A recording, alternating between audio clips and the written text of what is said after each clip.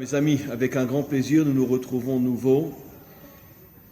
Et le cours, comme d'habitude, est à la mémoire de monsieur et de madame Cahin.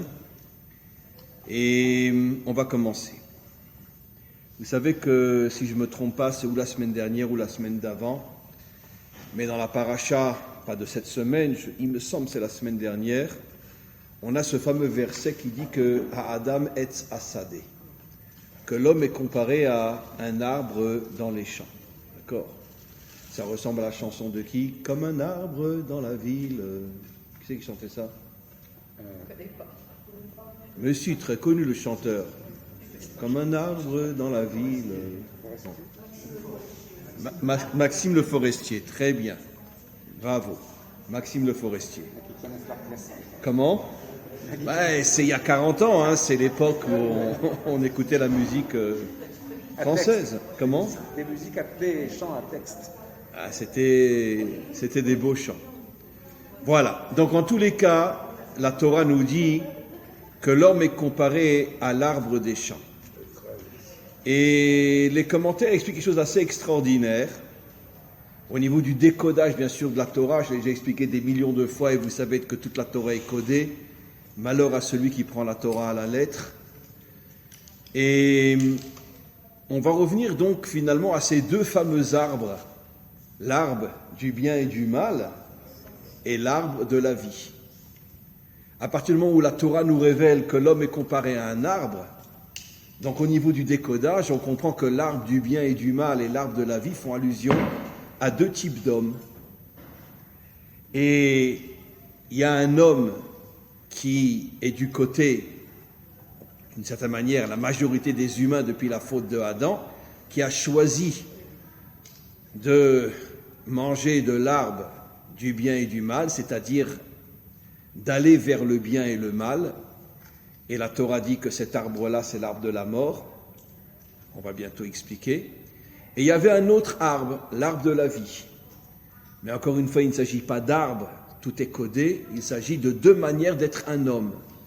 Dieu voulait que Adam soit l'homme de la vie, et malheureusement, il a choisi d'être l'homme de la mort, le bien et le mal. Yetzer Tov, Yetzer Hara.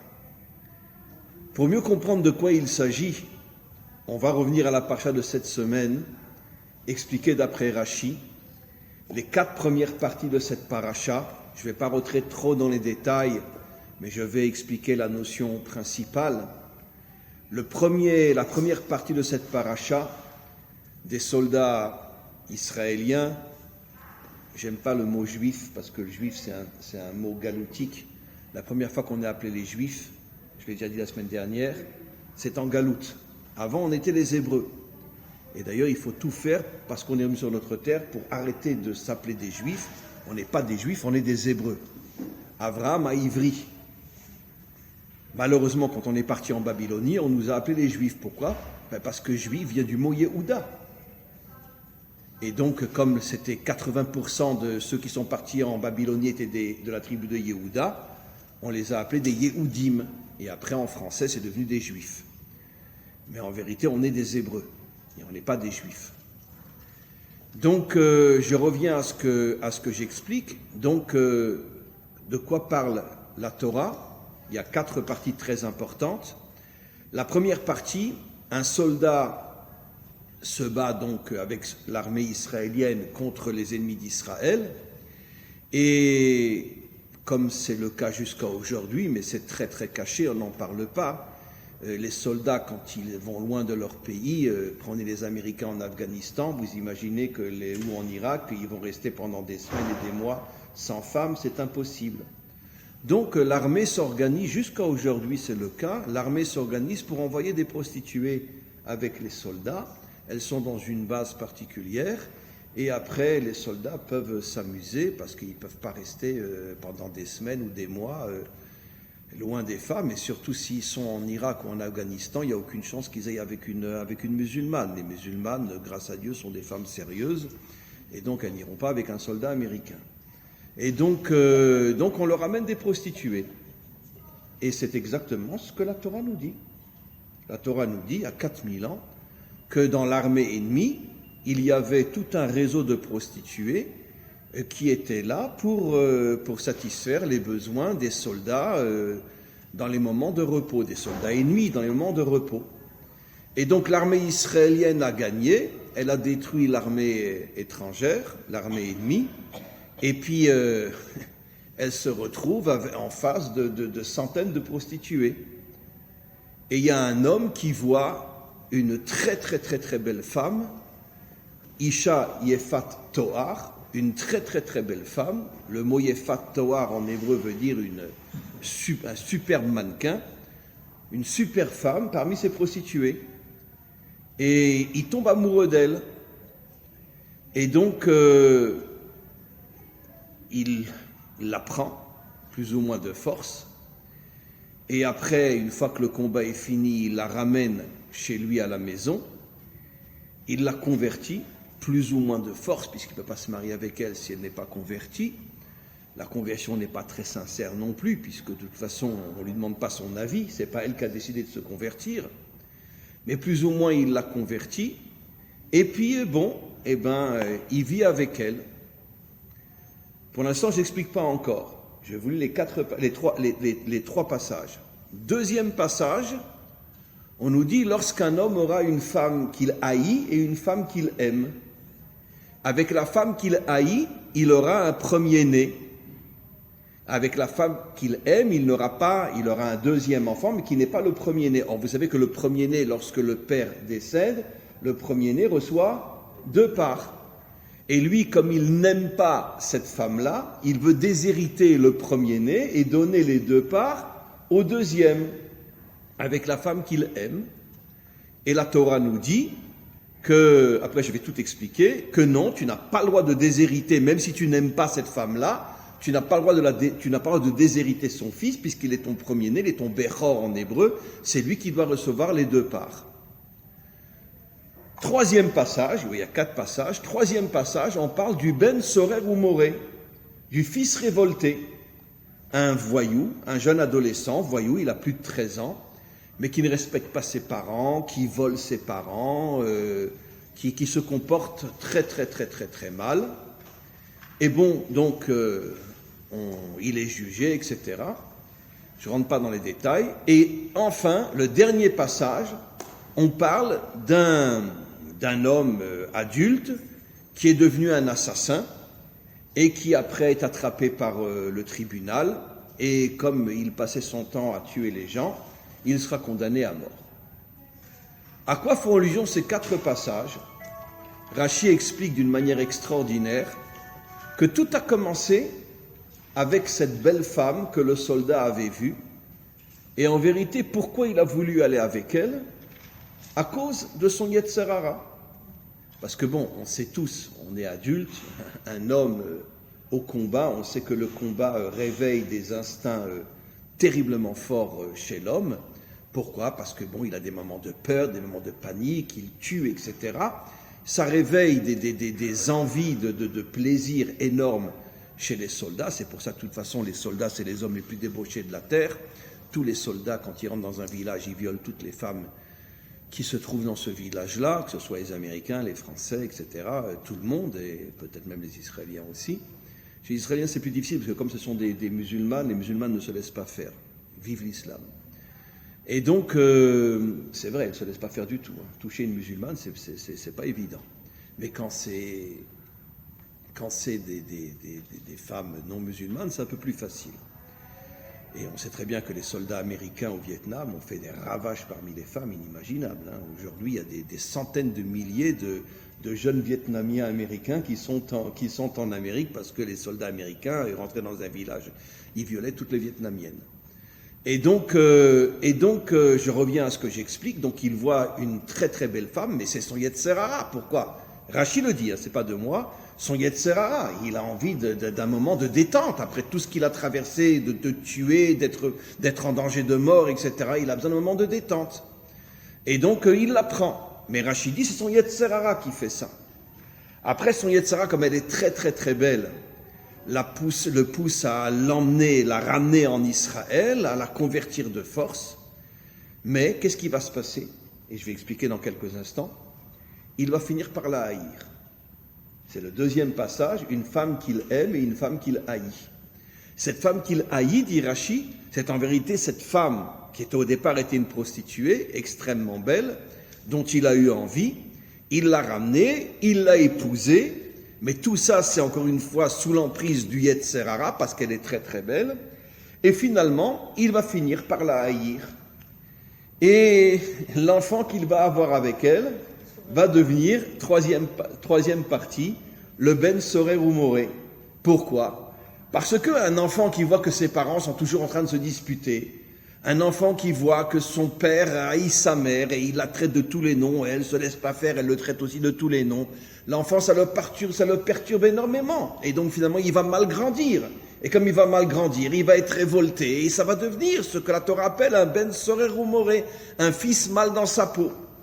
Et le quatrième passage, c'est toujours ce même fils qui va grandir, et qu'il a tellement de mal en lui, d'avoir vu que son père frappait sa femme, que sa femme crachait au visage de son père, etc., cette fameuse donc prostituée du départ, que finalement, ça va faire naître en lui des forces négatives incroyables. Il va devenir un assassin et finalement, il sera tué.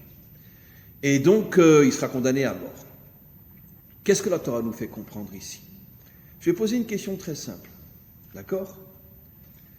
Bon, très bien. C'est le Yetzer Hara, le mauvais penchant, qui l'a fait aller vers cette femme-là. Mais d'un autre côté, c'est une femme extrêmement belle, dit la Torah. Yefat Toar. Extrêmement belle. Pourquoi il finit par la haïr ? Pourquoi ? Pourquoi il a besoin d'épouser une autre femme qui n'est pas forcément aussi belle que la première ? Pourquoi ? Pourquoi ils vont se haïr ? Parce que la beauté, c'est que superficiel, en fait. Alors, je vais dans votre sens. Nos maîtres nous révèlent quelque chose d'extraordinaire. C'est dans le Talmud, merci aux maîtres d'Israël. Ils nous disent « Yitzro shel adam mitradesh bechol yom ». Le Yetzer Hara d'un homme se renouvelle chaque jour. Ça veut dire qu'il se renouvelle, il t'emmène vers de nouveaux horizons, il t'amène ailleurs. Le Yetzer Hara est une force dans l'homme qui t'empêche de rester dans la même situation dans laquelle tu te trouvais, si tu t'y trouves dès le départ à cause du Yetzer Hara. Ça veut dire que tu peux épouser la femme la plus belle du monde. Mais si c'est ton Yetzer Hara qui l'a amené, qui t'a amené à être avec elle, parce qu'elle était extrêmement belle, ou extrêmement riche, peu importe, au bout de quelque temps, le Yetzer Hara, disent nos maîtres, il est mitradesh, il se renouvelle, il ne reste jamais coincé dans la même situation, il se renouvelle et il va t'amener vers de nouveaux horizons. Et plus que ça encore, disent nos maîtres, ça veut dire que même cette beauté incroyable que tu voyais en elle, il va y avoir une usure. Tu ne la vois plus comme elle était. Et finalement, tu ne vas plus la voir avec les yeux que tu la voyais dès le départ. Pourquoi ? Parce que ton Yetzer Hara se renouvelle, va t'amener chez une autre, et après chez une autre, et après chez une autre, et après chez une autre. Le Yetzer Hara, c'est quoi ? C'est une force qui t'amène à te séparer constamment de ce qui au départ était ta raison de vivre. Maintenant, vous comprenez pourquoi l'arbre du bien et du mal est appelé l'arbre de la mort ? Pas la mort dans le sens physique, la mort dans le sens aussi du vécu. Ça veut dire que j'étais avec toi, mais pour le moment, tu es morte, tu ne m'intéresses plus. C'est ça que ça veut dire. Je vais vers une autre vie. Je vais vers une autre vie, ça va durer quelques mois, etc. Après, elle aussi, elle meurt, je vais vers une autre. Ce n'est pas une mort physique. La Torah ne parle pas que de la mort physique. On parle de la mort dans le sens que tu ne m'intéresses plus. Tu n'existes plus pour moi. Et à partir du moment où je finis par ne plus te trouver aussi belle que tu étais au départ, même si tu l'es toujours, mais moi je ne te vois plus aussi belle parce que mon Yetzer Hara me fait voir un autre style de femme. Et pour moi, tu es morte. Mais tu es toujours là. Et je ne te supporte plus. Et comme on le verra un peu plus tard dans les détails, à ce moment-là, le Yetzer Hara va engendrer ce que nos maîtres appellent l'enfant du Yetzer Hara, la haine. La haine est l'enfant du Yetzer Hara. Je ne te supporte plus. Dégage. Dégage, je ne te supporte plus. Voilà. Ah, pourquoi il n'a pas divorcé, etc. Parce qu'il a des enfants avec elle. Mais les enfants vont subir des cauchemars inimaginables. Donc il la garde, mais il la haït. Et finalement, l'enfant, après, va devenir un assassin, tellement il a souffert dans sa vie, et malheureusement, il aura la peine de mort. Je reviens maintenant. Nos maîtres expliquent quelque chose d'extraordinaire. L'arbre du bien et du mal, c'est l'arbre de l'extériorité. C'est l'homme extérieur, l'homme qui vit dans le monde de l'extériorité. Et l'arbre de la vie, c'est l'homme qui vit dans le monde intérieur. D'où on le sait. Regardez cette explication extraordinaire. Vraiment, la Torah nous donne des messages, surtout nos maîtres, qui sont absolument incroyables. Quelle est la première fois que le mot Chaim apparaît dans la Torah? Nishmat Chaim, une âme de vie. L'âme, c'est l'intériorité de l'homme. L'âme, c'est l'intériorité de l'homme. Vaïpar be'apav nishmat Chaim, il a fait rentrer dans le corps une âme de vie. Le corps, c'est le monde de l'extériorité. L'âme, qui s'appelle dans la Torah Nishmat Chaim, c'est le monde de l'intériorité. Et le Ari Akadosh révèle qu'en vérité, que l'arbre de la vie est l'intériorité de l'arbre de la mort. Et il explique, l'arbre de la vie, c'est un homme qui vit au niveau de l'intériorité, il vit au niveau de son âme, et l'arbre du bien et du mal, je vais expliquer aussi pourquoi il y a le bien, c'est l'arbre de l'extériorité, l'homme qui ne vit qu'au niveau de son corps.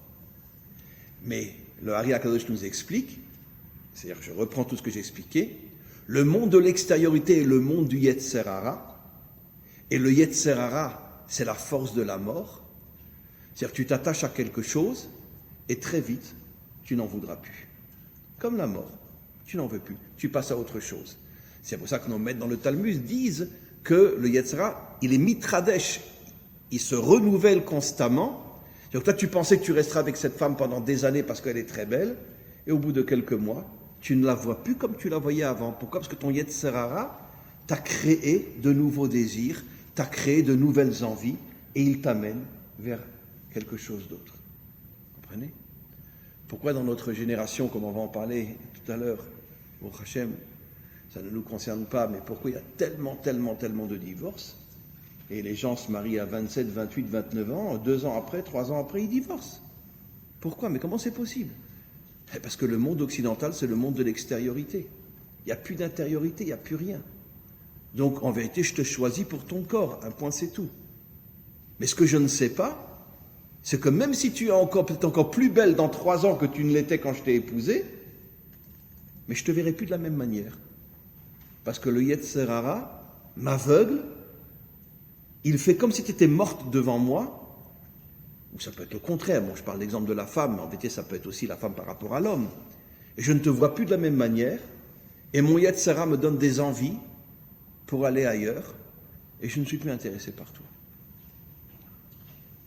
Oui. Mais Dieu a permis que Adam et Ève finalement prennent l'arbre de la connaissance du bien et du mal. Oui. S'ils avaient refusé, il n'y aurait pas eu d'aventure humaine. Il n'y aurait pas eu l'histoire telle qu'on la connaît. Et si justement il a permis cela, il donne les moyens de résister au Yetzer Hara. Oui. En vérité, pour aller dans votre sens, le monde a été créé sur le principe du libre arbitre. Oui. Ce qui veut dire que, et une autre raison, le monde a été créé sur le principe de la teshuva, du retour vers Dieu. Donc, nos maîtres disent qu'en vérité, d'une certaine manière, Hachem a, entre parenthèses, il ne faut pas le prendre à la lettre, laissé ou même forcé Adam à tomber Oui. de manière à ce que la teshuva puisse exister. Le retour vers Dieu. C'est ce que dit le roi Salomon, Shiva yipol tzadik vekam. Même le juste tombe 7 fois et il se relève. Ce monde, comme je le dis toujours, et je pense que vous le comprenez hyper bien, ce monde, il n'y a pas d'homme qui ne faute pas dans ce monde. Ça n'existe pas. David n'a pas fauté. Moshe, à son niveau, n'a pas fauté quand au lieu de parler au rocher, il l'a frappé, etc. Bon, c'est une faute qu'on ne comprend pas, mais peu importe, c'est une faute comme elle. La preuve, c'est que Hachem l'a puni, il n'a pas pu rentrer en Israël. Trouvez-moi un homme qui n'a pas fauté. Je suis désolé. Même Yosef, qu'on appelle Yosef Hatzadik, Yosef le juste, il s'est déshabillé devant Madame Poutifar. Hein. Ils étaient ensemble. Et au dernier moment, excusez-moi de parler comme ça, quand il allait la pénétrer, tout d'un coup, il a vu l'image de son père, ça l'a retenu, et tout est sorti dehors. C'est pas de moi, c'est dans la Torah. Donc, il ne s'est pas uni à elle, donc il n'a pas fait le issour de Eshetish, il n'a pas fait le issour d'aller avec une femme mariée, mais ils étaient quand même nus ensemble, l'un sur l'autre, et au dernier moment, c'est sorti dehors. C'est pas de moi, c'est dans le Talmud. Et on l'appelle Yosef Hatzadik. Et moi, quand je vous dis ça, j'ai envie de pleurer. Vous savez pourquoi j'ai envie de pleurer? Parce que la Torah est émette. Elle ne nous raconte pas des blagues sur des gens saints, des gens ci, machin, etc. Non, un homme est un homme. Un homme est un homme.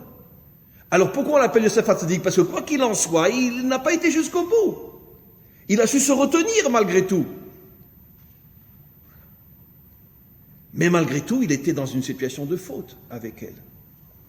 Et c'est pour ça que quand après il s'est levé, il s'est enfui, elle était tellement écœurée qu'il n'a pas été jusqu'au bout, qu'elle l'a dénoncé, elle l'a mis 12 ans en prison. Voilà. Mais on voit que même Yosef, qui est appelé le seul qui est appelé Yosef Hatzadik, nos maîtres ont le courage de dire qu'il était sur le point de fauter. Il était déjà dans une situation de faute puisqu'ils étaient nus ensemble. Et pourtant on l'appelle Yosef Hatzadik. Ça veut dire que c'est ce que dit Shlomo Ameler. Shiva yipol tzadik, même le juste il tombe. Alors jusqu'où il va aller dans sa chute, c'est un autre problème. Yosef n'a pas été jusqu'au bout, mais il était dans un état de chute malgré tout. Ça n'existe pas un homme qui n'a pas des faiblesses. Ça n'existe pas. C'est pour ça que Hachem voulait cette expérience par le mal, parce que le but final de toute l'histoire humaine, c'est la teshuva, le retour vers Dieu. Après toutes les mauvaises expériences, après toutes les chutes, c'est pour ça que c'est marqué dans le Talmud, En ha-Mashiach ba ela b'zchut ha-teshuva. Le Mashiach ne viendra que par le mérite du retour vers Dieu. La teshuva. Donc, je reviens maintenant à ce que j'explique. L'arbre du bien et du mal, c'est le monde de l'extériorité, c'est l'homme de l'extériorité, qui finalement, comme on le dit dans le Shema Israël, tu ne suivras pas tes yeux, tu ne suivras pas ton cœur, parce que si tu suis tes yeux, le cœur il suit les yeux et c'est fini. Tu vois une belle femme, tu vois un bel homme, etc. Hop, tes yeux ont fixé l'image, le cœur y suit. C'est le Yetzer Hara. Mais encore une fois, le Yetzer Hara ne durera pas. Il va te faire un croche-pied pour qu'après tu la quittes et que tu ailles vers une autre. Tu la quittes, tu vas vers une autre, etc. Ou le contraire. C'est comme ça que ça fonctionne. Et ça engendre la haine, comme on va le voir d'une manière extraordinaire. Donc Hachem voulait que l'homme choisisse l'arbre de la vie, qu'il vit au niveau de son âme. Et finalement, il a choisi le monde de l'extériorité, vivre au niveau de ses yeux. Maintenant, vous comprenez pourquoi nos maîtres nous disent que qu'est-ce que fait Hachem depuis qu'il a créé le monde? C'est un code, encore une fois, ne le prenez pas à la lettre. Il s'occupe, les Avek Zivugim, de faire rencontrer les couples. Mais ça veut dire quoi? Pourquoi il a besoin de rencontrer un couple? Pourquoi il a besoin de s'en occuper? Pourquoi? Parce que lui, à quel niveau il s'en occupe? Parce qu'un vrai couple, c'est quoi? C'était une âme entière qui a été séparée en deux. La partie masculine est descendue dans le corps de l'homme, la partie féminine dans le corps de la femme. Et après, Hachem fait que l'âme se reconstitue. Et ils sont nouveau un. C'est ça en vérité. Mais ça, il n'y a que Hachem qui peut faire. D'où je sais, moi, quelle est la moitié de mon âme? D'où je sais? Et si un homme très extérieur a deux femmes devant lui, une magnifique et une normale, c'est sûr qu'il va choisir la magnifique. Alors que ce qu'il ne sait pas, c'est peut-être c'est la normale qui est la moitié de son âme. Donc c'est pour ça que c'est Hachem qui fait en sorte que quoi? Que c'est lui qui fait mes avec Zivugim. Ça veut dire quand les deux sont méritants, ça veut dire qu'il reconstitue l'âme. Ça veut dire le monde de l'intériorité, qui est le contraire de la faute de Adam. Vous savez tous et toutes que Ève, elle a eu une relation sexuelle avec le serpent. Et vous savez tous et toutes que le serpent, c'était pas un serpent. La Torah l'appelle le serpent parce qu'il vient comme un serpent, mais en vérité, le Talmud dit, C'était un homme d'une beauté inimaginable. Et quand elle l'a vu, elle est tombée. En vérité, c'était pas un homme dans le sens Adam, c'était une créature qui avait une forme humaine d'une beauté inimaginable. Et quand elle l'a vu, elle n'a pas résisté. Et ils ont eu une relation ensemble. Absolument. Ça veut dire qu'elle aussi, elle est tombée dans ce qu'on appelle le Yetzer Hara. Elle a vu que l'aspect extérieur. Et elle est tombée. Maintenant, encore une fois, vous comprenez pourquoi on dit, je me répète, on va avancer, Hachem Mezavek Zivugim. Ça veut dire qu'on doit avoir une confiance absolue que celle qui m'est destinée ou celui qui m'est destiné n'est pas forcément celle avec laquelle je vais me marier parce qu'elle est riche, parce que c'est la plus belle, parce que si, etc. Non, parce que c'est la moitié de mon âme. Et en m'unissant à elle, nous rentrons, elle et moi, dans le monde de l'intériorité, dans le monde de l'âme. Et alors, le couple va durer pendant des décennies. Pourquoi ? Parce que c'est l'arbre de la vie.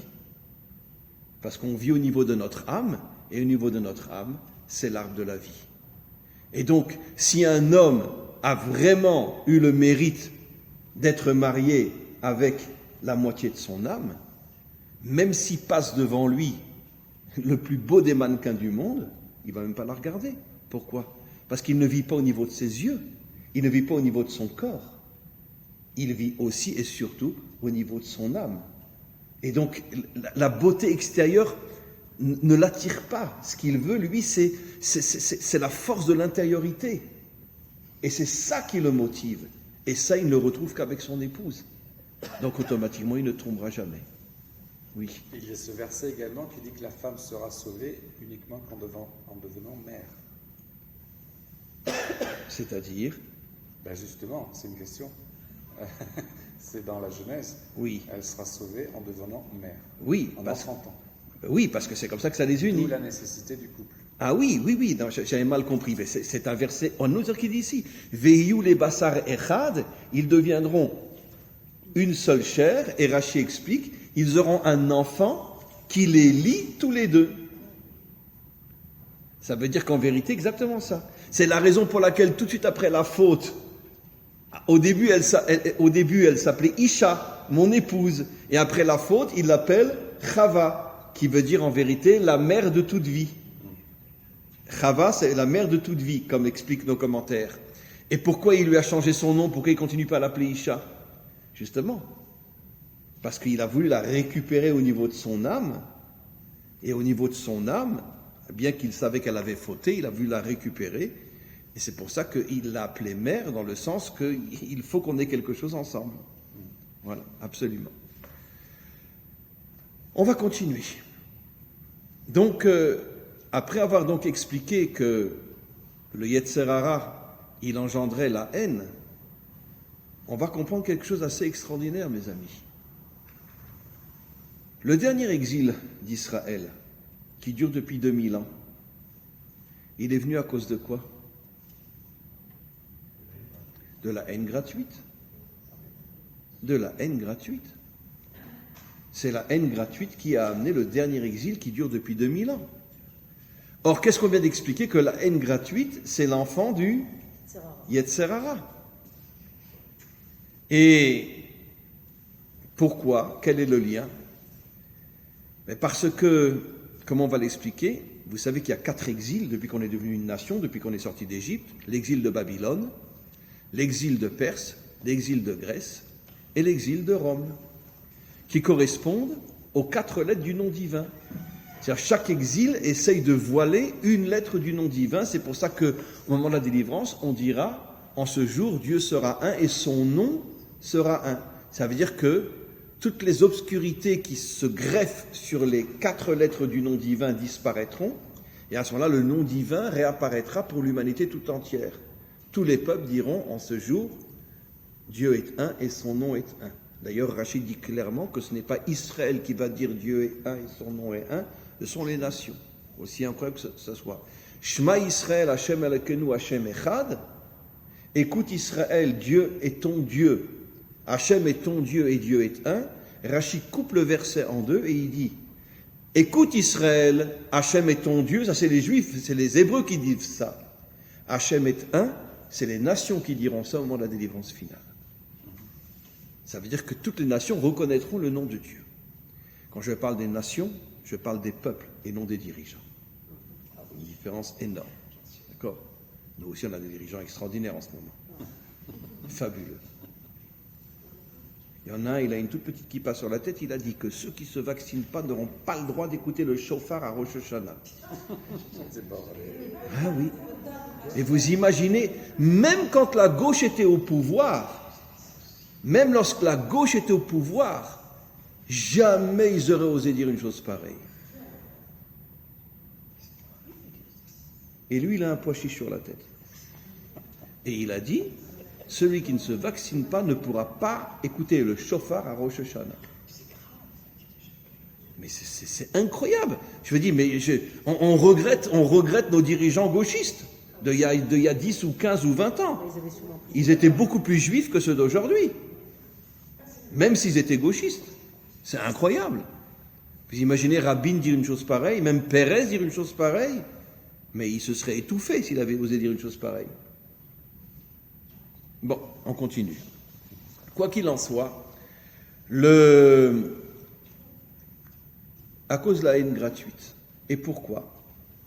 Alors nos maîtres expliquent, surtout le Hari Akadosh, une chose extraordinaire. L'exil de Babylone a voulu voiler la première lettre du nom divin, le Yud. L'exil de Perse a voulu voiler la deuxième lettre du nom divin, le premier E. L'exil de Grèce a voulu voiler la troisième lettre du nom divin de droite à gauche, le Vav, et le dernier exil, l'exil de Édom, Esav, veut voiler la dernière lettre, le dernier E. Et le Hari Akadosh révèle quelque chose que je dis dans un langage très très simple. Il dit en fait les 4 lettres du nom divin et les 3 premières appartiennent encore au monde de l'intériorité.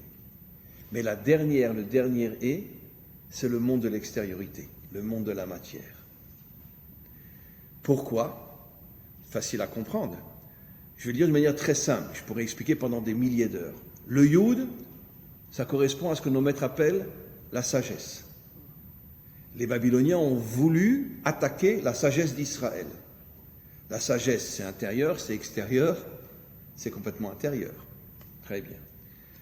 Les Grecs et les Perses se sont attaqués au premier E, qui est la Bina. Comment s'appelle la Bina d'après nos maîtres ? La Vin Davar, Mitor Davar. Comprendre ce qui se cache à l'intérieur d'une chose. C'est aussi le monde intérieur. Le Vav, c'est les qualités. Les 6 qualités, la bonté, la rigueur, l'équilibre, l'optimisme, la reconnaissance et la stabilité. Les qualités, elles sont intérieures ou extérieures ? Elles sont intérieures. Les Grecs se sont attaqués aux 6 qualités, le Vav. Ce qui veut dire qu'en vérité, les 3 qualités premières, le Yud, le He et le Vav, sont des qualités qui appartiennent à un monde caché. Et pourquoi les 3 peuples se sont attaqués à eux ? Parce que ces 3 peuples-là étaient aussi des peuples qui avaient une certaine intériorité. D'accord ? Les Babyloniens, les Grecs et les Perses étaient tous des croyants. Et excusez-moi de le dire, même s'ils étaient idolâtres, c'est une croyance quand même. Ils croyaient en des forces. Il n'y avait pas de laïcité chez eux. Il n'y avait pas de laïc. C'est sûr que l'idolâtrie est interdite. Mais même si tu es un idolâtre, ça prouve que tu crois malgré tout en des forces qui ne sont pas les forces que tes yeux voient uniquement au niveau de la matière. Et le quatrième exil, bon, qui a commencé aussi d'une manière religieuse, mais qui déjà depuis de nombreux siècles a sombré complètement dans la laïcité, la matérialité. Ça veut dire ce que la Révolution française a appelé la séparation entre l'Église et l'État. Ça veut dire que tu veux être religieux, reste à l'Église, mais tu veux être un homme authentique, viens avec nous dans ce monde. Un point, c'est tout. Le pouvoir, l'argent, etc.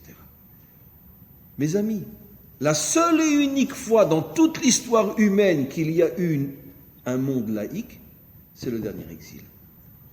Les Babyloniens n'étaient pas laïcs, les Perses n'étaient pas laïcs, les Grecs n'étaient pas laïcs, bien qu'il y ait eu un commencement malgré tout, mais ils n'étaient pas laïcs. La preuve, ils croyaient en des dizaines de dieux, etc. La seule génération, la seule civilisation qui a amené la laïcité dans le monde, c'est le monde occidental, le monde de Esav. Et donc c'est le dernier et qui correspond au monde de la matérialité. Et donc puisque c'est le monde de l'extériorité, c'est le monde dans lequel le Yetzer Hara il est le plus fort. Maintenant vous comprenez pourquoi le deuxième temple et le dernier exil a commencé avec la haine gratuite? Parce qu'à cette époque-là, qui dominait Israël? Les Romains. Et donc il y avait une influence, bien que ça a mis du temps à sortir, il y avait déjà une influence du monde de la laïcité, le monde de l'extériorité, et ça a amené l'enfant du Yetzer Hara, la haine gratuite, à l'intérieur du peuple juif. Mais comme je dis toujours, le peuple juif est le microcosme de l'humanité tout entière, ce qui veut dire qu'en vérité, le dernier exil a amené la haine gratuite dans l'humanité tout entière, jusqu'à aujourd'hui. Il n'y a jamais eu autant de guerres et autant de morts que depuis le début de l'Empire romain. Rien que la Première Guerre et Deuxième Guerre mondiale, 70 millions de morts en l'espace de 30 ans, même pas. 70 millions de morts. Ça n'a jamais existé dans l'histoire humaine, sans compter toutes les autres guerres, les croisades, etc., etc., et toutes les guerres qu'il y a eu en Europe. Donc ce sont des centaines de millions de morts. La haine. Je ne te supporte pas. Pourquoi? Parce que c'est le monde de l'extériorité, l'arbre du bien et du mal. Alors pourquoi l'arbre s'appelle aussi l'arbre du bien et du mal? Pourquoi? Alors, il y a des milliers d'explications. Et je vais vous en donner une, qui pour moi est la plus forte. Au niveau des peuples, même dans le monde occidental, il y a des gens extraordinaires partout. Il y a des gens, même laïcs, qui sont extraordinaires. Il y a des gens de toutes les religions qui sont extraordinaires. Il y a des catholiques extraordinaires, il y a des protestants extraordinaires, il y a des évangéliques extraordinaires, il y a des musulmans extraordinaires. Sur le plan des peuples, il y a des gens extraordinaires partout. Mais quel est le rat? C'est pas de moi, c'est dans le Zohar, c'est les dirigeants. Les dirigeants, eux, c'est eux qui amènent la haine entre les peuples, c'est eux, ils sont complètement investis par le Yetzer Hara, et donc, on le sait tous, hein, trouvez-moi un dirigeant dans le monde occidental qui n'avait pas 575 000 maîtresses. Mitterrand, Chirac, etc. Mais chez nous aussi, ne vous inquiétez pas. Chez nous aussi.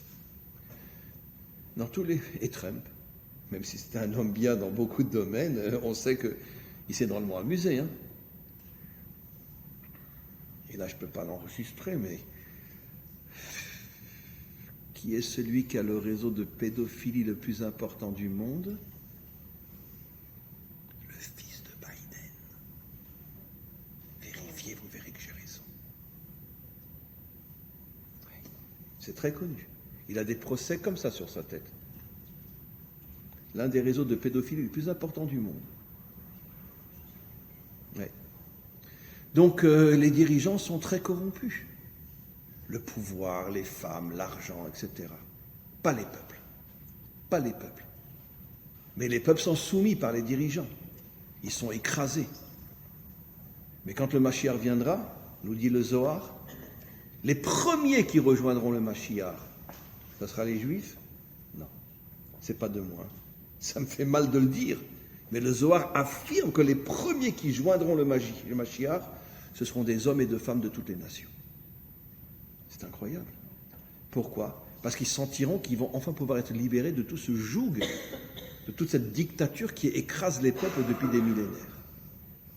Donc on continue. Donc maintenant on comprend pourquoi le deuxième temple, et ça fait 2000 ans qu'on est en exil, c'est à cause donc de la haine gratuite.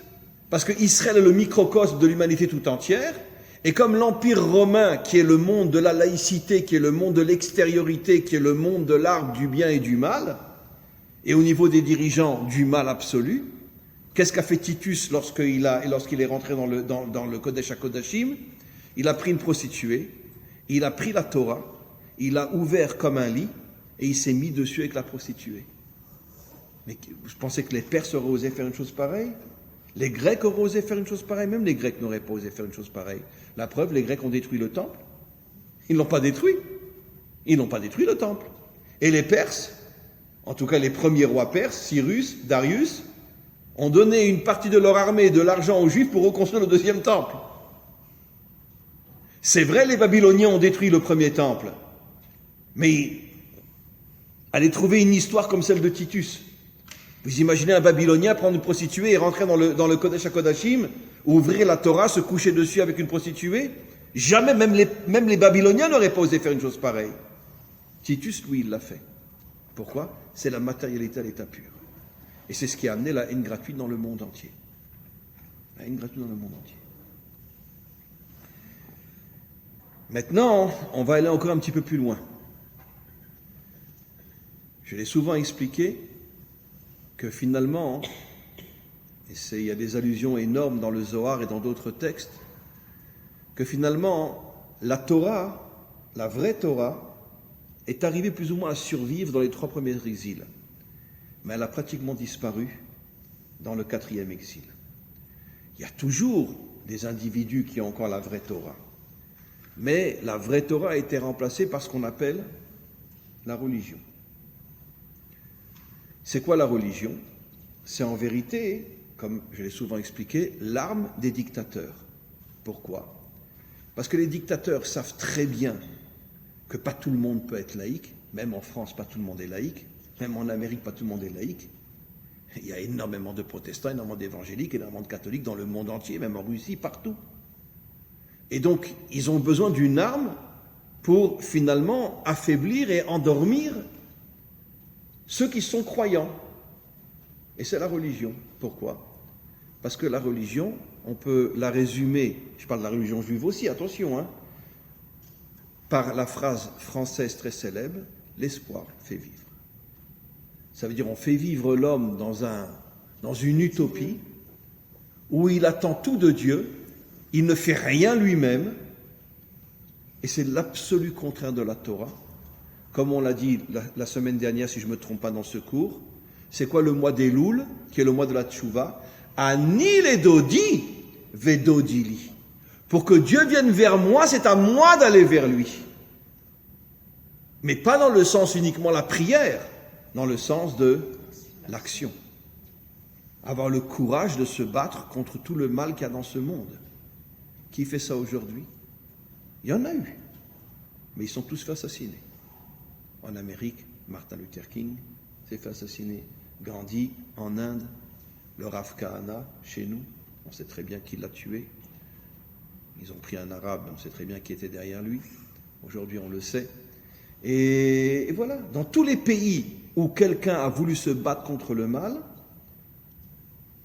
Coluche, un camion lui est rentré dedans, parce qu'il avait décidé de rentrer en politique, etc., etc. Donc, je peux comprendre pourquoi on hésite, nous, à se battre contre le mal. Pourquoi? Parce qu'on sait très bien que on ne vivra pas longtemps. C'est pour ça que je dis toujours que je ne sais pas comment le Mashiach va faire. Parce que lui, il aura tout le mal de ce monde contre lui. Les dirigeants, les puissances financières, les mafionnaires. Je ne sais pas comment il va faire. Comment il va s'en sortir? Bon, l'espoir fait vivre. Mais sincèrement, alors les idiots vont dire oui, mais Dieu l'aidera. Pourquoi les idiots vont dire ça? Parce que c'est pas comme ça que ça va fonctionner. C'est pas comme ça que ça va fonctionner. Il va devoir s'investir énormément. Il va devoir se mettre en danger. Et comment il va s'en sortir? Dieu seul sait, j'en sais rien. Mais en tout cas, c'est sûr que ça sera un homme d'action. Regardez ce que dit Maïmonide dans Mishneh Torah. Le dernier chapitre de son fameux, dans son œuvre magistrale, le Mishneh Torah, où il parle dans ce dernier chapitre du Mashiach, il dit que le Mashiach partira en guerre contre tous les méchants de ce monde. Il le dit clairement. C'est pas qu'il va dire à Dieu, sauve le monde, fais tout pour nous. C'est lui qui partira en guerre contre tous les méchants de ce monde. Comment qu'il va survivre, j'en sais rien. Sincèrement, j'en sais rien. Mais en tout cas, il réussira. En attendant, jusqu'au Mashiach, tous ceux qui ont essayé de purifier le monde se sont fait assassiner. Il n'y a pas un qui a échappé à ça. Tous se sont fait assassiner. Tous.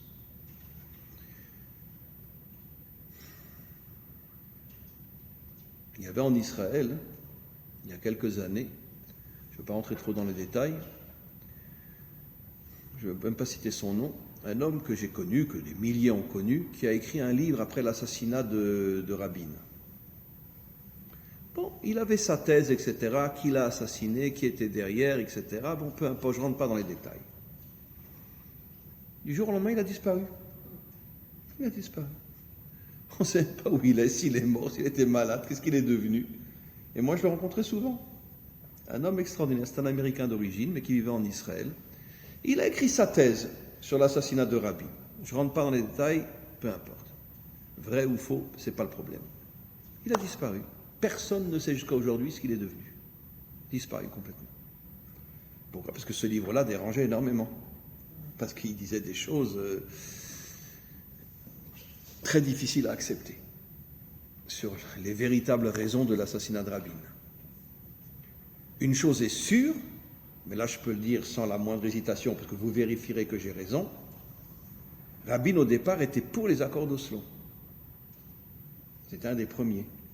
Et après il s'est rendu compte que finalement, que les accords d'Oslo n'allaient pas amener la paix que lui souhaitait, et il avait l'intention de parler devant tout le peuple pour dire que finalement il voulait renoncer aux accords d'Oslo. Mais entre-temps, il s'est fait assassiner. Et Shimon était pour. Comment ? Shimon était pour. Pérez était pour, absolument. Et le temps qu'il organise cette conférence de presse où il voulait annoncer à tout le peuple qu'il se retirait des accords d'Oslo, entre-temps, il a été assassiné. Et ça, c'est une chose que vous pouvez vérifier, vous verrez que c'est vrai. Il avait vraiment l'intention de se retirer des accords d'Oslo. Maintenant, il y a quelque chose d'absolument incroyable avec les accords d'Oslo. Moi, ça fait 30 ans que je suis en Israël. Avant les accords d'Oslo, dans les années 92, 93, on allait à Shrem, on se promenait dans le chouk de Shrem, on disait bonjour aux Arabes, on se serrait la main, etc. On allait dans le chouk de Hebron.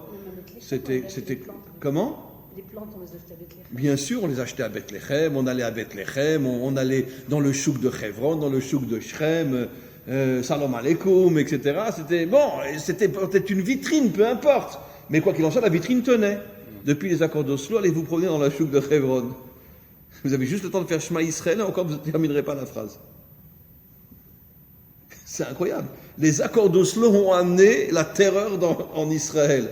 Alors qu'avant les accords d'Oslo, on pouvait se promener en plein milieu des Arabes, même tout seul, et il ne nous arrivait rien. C'est incroyable. On leur a donné de la force. Comment ? Ben oui. Donc vous voyez bien que c'est tout le contraire de ce qu'on appelle les accords d'Oslo. Et Rabin l'avait compris, il voulait se retirer. Il n'a pas réussi. On continue. Maintenant, je voudrais juste terminer, il nous reste 10 minutes. Donc je parlais donc de la religion. La religion, c'est quoi ? La religion a été inventée par les dictateurs.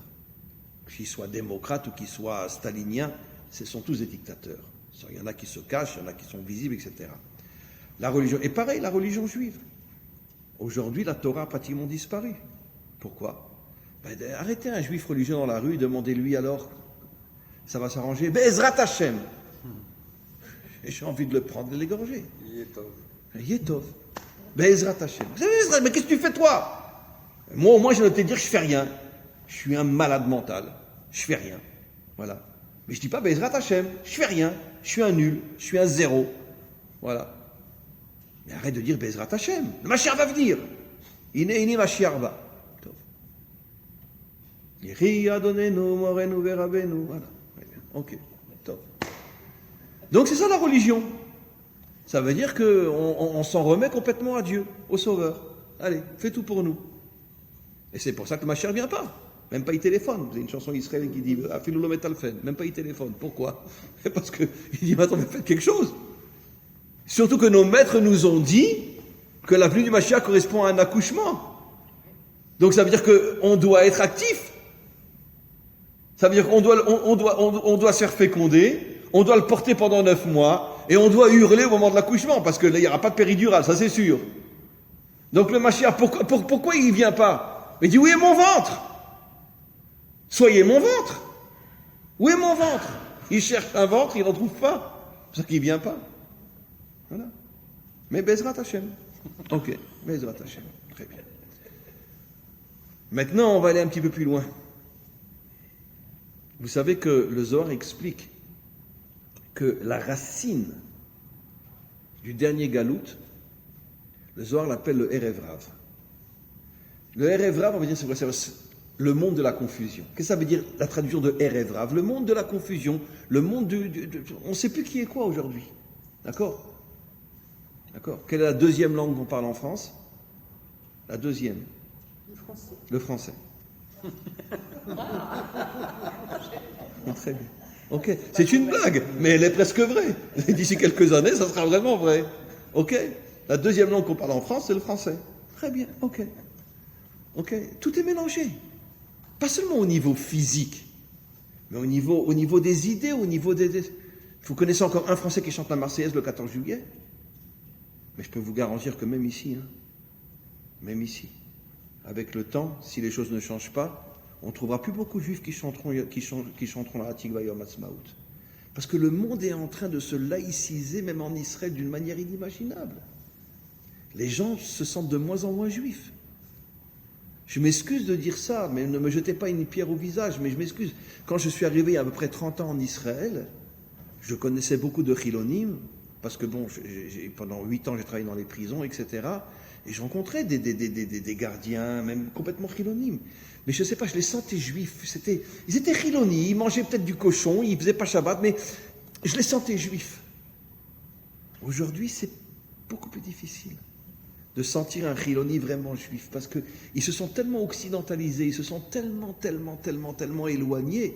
Je ne les critique pas parce qu'ils ont pas reçu d'éducation, parce que l'idéologie qui règne est comme ça, mais aujourd'hui, c'est pas évident. Aujourd'hui, c'est beaucoup plus difficile de sentir vraiment, tu es en face d'un tatoué des pieds jusqu'à la tête, avec un coucou là, et un truc, et machin, et 10 boucles d'oreilles dans les oreilles, et tu dis, les juifs, je suis désolé, je veux dire, c'est pas évident. C'est pas évident. Et donc le Zohar affirme que le monde, pas seulement Israël, sera dominé par le Erev Rav. Ce qui est extraordinaire, si vous prenez Erev Rav, dans le mot Erev Rav, vous avez 2 fois le mot Rav. Vous avez le Aïn, Erev, Aïn Rav et Rav. Vous prenez le mot Rav 2 fois, ça fait le mot date. Religion. Et Aïn fait allusion aux 70 peuples. Et Israël, le microcosme, c'est 70 peuples. C'est quoi le secret du Erev Rav? C'est que dans les 70 peuples, y compris Israël, qui est le microcosme des 70, qu'est-ce qui va être l'ennemi numéro 1 du monde? Date, la religion. Je n'ai pas dit la Torah, j'ai dit la religion. C'est-à-dire une croyance qui nous empêche d'agir. Dieu est mon sauveur. Be'ezrat Hashem. Moi, j'ai rien à faire que à prier. Je lis les psaumes tous les jours. Voilà. Mais qu'est-ce que tu fais concrètement sur le terrain? Rien. On a eu des exceptions, je l'ai déjà dit et je le redis et je me répète des milliers de fois, mais je ne cesserai jamais de me répéter. On en a eu un qui, au moment où il a été tué au Liban, tous les officiers d'Israël ont dit, depuis David Ameller, on n'a jamais eu un homme comme ça dans notre armée. Comment il s'appelait? C'était un Français, Moreno, Sayeret Matkal. Extrêmement religieux. Enfin non, je n'ai pas dit mot religieux, c'est un gros mot religieux. Extrêmement attaché à Dieu. Un homme qui étudie, un homme qui sait. Mais c'est en même temps un homme d'action. Sayeret Matkal. J'ai déjà raconté cette histoire 1000 fois, qu'il est une fois revenu de mission avec ses soldats, et il y avait 2 portes dans l'hélicoptère. Donc une porte à droite, une porte à gauche. Et tout le staff, le Rosh Memchala, le président de l'État d'Israël, le Ramatkal, tout le monde était là pour le serrer dans les bras parce qu'il avait réussi sa mission. Tous les soldats sortent et lui il ne sort pas. Et alors le Rosh Memchala, je ne sais plus qui c'était, peut-être c'était Olmer, je ne sais plus exactement, demande mais où il est Moreno? Alors celui il est sorti par la porte de l'autre côté parce que c'était l'heure de faire mincha. Il fait mincha. J'ai des larmes aux yeux quand j'ai une chose. Vous imaginez tout le staff d'Israël, tous les plus grands d'Israël l'attendent, et lui, il sort par l'autre porte pour faire mincha. Donc c'était un homme vraiment, un vrai, je ne sais pas comment dire aujourd'hui, croyant, religieux, c'est des gros mots, on ne dit pas ça. Un vrai homme de Torah. C'est que quand il revenait de mission, l'une des premières choses qu'il faisait encore avant de se laver, Il ouvrait une Gemara, il étudiait ne serait-ce pendant 5-10 minutes pour dire à Hachem, regarde, j'étudie. Un homme incroyable. Sa femme a mis plus de 10 ans pour se remarier, alors qu'elle était jeune, elle avait 27-28 ans, sa femme. Elle a mis plus de 10 ans pour se remarier, elle pouvait pas, c'était impossible. Avoir vécu avec un homme pareil. Donc, qu'est-ce que je veux dire par là? Il existe encore des hommes authentiques sur terre qui, bien qu'ils sont attachés de toute leur force à Dieu, ils savent que si tu n'es pas un homme d'action, tu n'es pas un homme de Torah. Il y a eu David Ameller, il y a encore dans notre génération encore, mais on peut les compter sur les 5 doigts de la main. Et c'est ça le secret de Erev Rav. Aïn, date. Que tous les peuples sont tombés dans la religion. Puisque Rav, ça fait date, qui veut dire la religion. D'accord. Donc, pour conclure, mes amis, puisque l'heure est arrivée, on est dans le mois de Elul, on arrive à Rosh Hashanah. Vous comprenez et vous savez tous et toutes qu'on est aujourd'hui dans le monde entier dans une situation très compliquée, des tremblements de terre, des inondations, des feux partout, là, toute la région de Shoresh, elle a brûlé. C'est inimaginable ce qui se passe. Plus de 2000 personnes ont été évacuées de leur maison. Des milliers d'arbres ont été incendiés en Turquie, en partout. Les inondations en Allemagne, etc. Voilà. Mais je suis désolé de vous dire, d'accord, bon, excusez-moi, je suis ashkénaze, alors je vais vous le dire quand même, que le Zohar nous dit que juste avant la délivrance finale, il y aura des problèmes, des catastrophes naturelles terribles dans le monde entier. Le Rav Kadouri, il avait annoncé en son temps, il y a absolument... Tremblement de terre à Haïti. Haïti, oui. Bien sûr, il y a eu... Il y a 2 jours. Bien sûr, un tremblement de mort à Haïti, un tremblement de terre à Haïti, etc. C'est incroyable ce qui est en train de se passer, sans parler de la pandémie, du corona, etc. Et sans parler aussi, vous savez que le nouveau dirigeant de l'Iran, Hitler, c'est un enfant de cœur à côté, enfin j'exagère, mais enfin presque, qui est un assassin mais inimaginable, qui a tué des dizaines de milliers d'hommes et de femmes, etc., qui se sont révoltés contre le régime, vraiment une crapule inimaginable, a annoncé clairement qu'il est prêt à rentrer en guerre contre l'Occident. Ça veut dire que le monde, dans tous les domaines, est en train au niveau naturel, au niveau des maladies, au niveau des guerres, on ne sait pas ce qui va se passer. Et l'Afghanistan, les talibans qui ont repris tout l'Afghanistan. Et là aussi, je veux dire, je comprends pas. Mais alors pourquoi vous les avez massacrés pendant des années pour après leur... Et je m'excuse de dire ce que je vais dire. Mais d'un autre côté, je veux dire, qu'est-ce que les Américains et les Russes foutaient en Afghanistan? Après tout, les talibans, c'est des Afghanistans. Laissez-les se débrouiller. Pourquoi être là-bas? En plus, les talibans sont des descendants des tribus juives, comme on le sait. Oui. Ouais, bon, ils sont plus juifs aujourd'hui. Mais oui, bien sûr, absolument. Mais les 10 tribus d'Israël ont été exilées en Afghanistan et au Pakistan de l'époque. Et les talibans, vous savez que c'est les seuls qui font la circoncision à 8 jours. Contrairement aux musulmans, que c'est à 13 ans. Ils le font à 8 jours. Ils ont gardé cette tradition. Et plus encore, les talibans respectent, pas comme nous, mais respectent les lois de pureté familiale. Les talibans ne vont pas avec une femme pendant sa période de règles. Et après, ils lui demandent de se tremper. Pas comme nous, mais beaucoup de traditions juives sont restées chez les talibans. Et on sait qu'ils sont d'origine juive. Enfin, les 10 tribus, il y a 3000 ans, ils sont musulmans aujourd'hui. Mais en tous les cas, d'origine, ils sont juifs. D'origine, je parle. Donc, pourquoi les Russes et les Américains les ont tellement...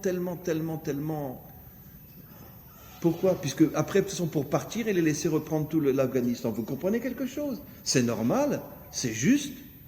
Pourquoi? Comment? Ben non, ils sont partis, ils sont plus, ils sont partis maintenant. Qu'est-ce qu'ils faisaient? Bon, alors je demande de ne pas enregistrer ce que je vais dire. Parce que la CIA avait besoin, comme le KGB, d'énormément d'argent noir, parce qu'ils n'en recevaient pas suffisamment de l'État, et ils avaient besoin de tous les champs d'opium qu'il y a en Afghanistan pour se faire de l'argent, et pour pouvoir avoir des millions sous la table, et tout le monde le sait aujourd'hui. Voilà. C'est la raison essentielle pour laquelle les Russes, au départ, et les Américains étaient en Afghanistan, parce que c'est le pays où il y a le plus de champs d'opium du monde. Et ils avaient besoin de millions et de millions sous la table pour pouvoir agir, parce que le Parlement américain ne leur donne pas suffisamment d'argent. C'est le peuple qui trinque. Voilà. Et c'est toujours les peuples qui trinquent, etc. Absolument. Et donc, d'une certaine manière, moi, personnellement, ça ne me dérange pas que les talibans reprennent l'Afghanistan. Après tout, ce sont des Afghans qui reprennent leur pays et c'est tout. Même si c'est des gens un peu cruels, mais d'un autre côté, je veux dire, mieux vaut eux que les Américains, parce que les Américains étaient là-bas que pour les champs d'opium. Bon, on en a suffisamment révélé des choses aujourd'hui, on va s'arrêter, et puis on se retrouve la semaine prochaine. Ouais. Heureusement, ils sont bientôt. sunnites et l'Iran est chiite. Comment? Heureusement, ils sont sunnites, tandis que l'Iran est chiite. Oui, les Afghanistans sont sunnites, bon, Hachem. Parce que ça pourrait faire cohésion. Oui, ah oui, heureusement, oui.